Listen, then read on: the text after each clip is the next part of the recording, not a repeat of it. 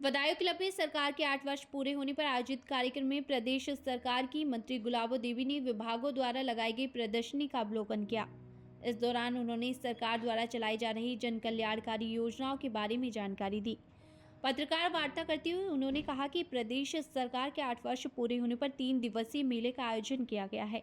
8 वर्षों में योगी सरकार ने उत्तर प्रदेश को नंबर 1 बना दिया है।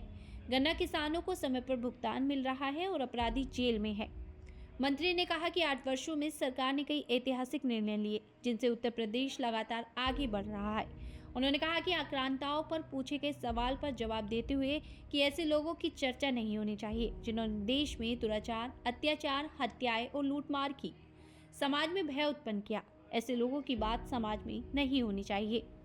अखिलेश यादव के विरोध को लेकर मंत्री ने लोकतंत्र में विपक्ष की भूमिका को महत्वपूर्ण बताते हुए कबीर की प्रसिद्ध दोहे का हवाला दिया।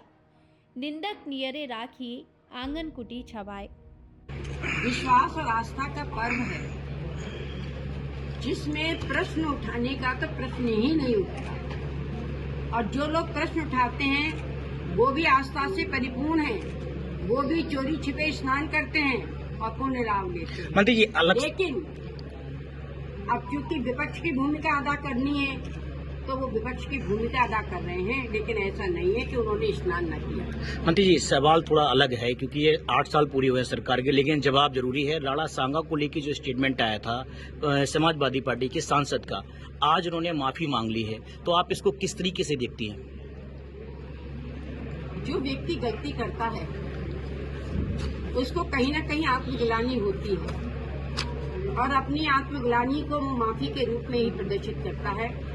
जब माफी मांग ली है तो मैं समझती हूँ इससे बढ़ के कोई बात नहीं को लेके, उसकी कबर को लेके ऐसे गंदे लोगों के बारे में जो है ना बात करनी तो उचित नहीं है। आक्रांता को लेकर लगातार लोग पुरुष और इस तरीके की जो चीजें 8 वर्ष ये विकास का मुद्दा है। आज ऐसे व्यक्तित्व जिन्होंने हमेशा ही अत्याचार किया, दुराचार किया, समाज में भय उत्पन्न किया, हत्याएं की, लूटमार की, ऐसे व्यक्तित्व की चर्चा भी कभी नहीं होनी चाहिए। मंत्री जी विपक्ष की बात भी होनी चाहिए। कल अखिलेश यादव ने 8 साल एक तरफ भारतीय जनता पार्टी की सरकार की गौरवशाली बता रही है, अखिलेश यादव ने तमाम सवाल खड़े किए हैं, स्वास्थ्य व्यवस्था को लेकर सवाल खड़े किए हैं, क्राइम को लेकर सवाल खड़े किए हैं, जीरो टॉलरेंस की नीति को लेकर सवाल खड़े किए हैं। इस पे आप क्या कहेंगे?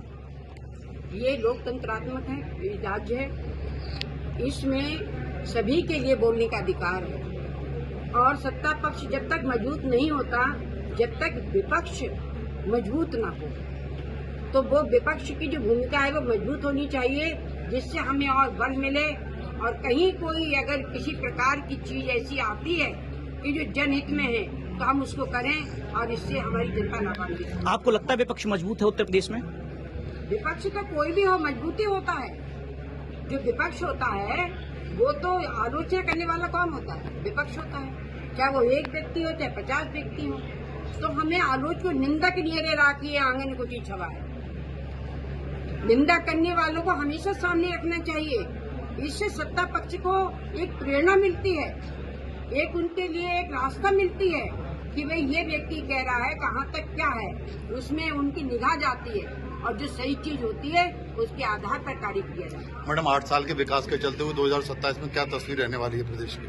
2027 में निश्चित रूप से गारंटी के साथ हमारी सरकार बनेगी। ठीक है, मुझे कोई रोक नहीं।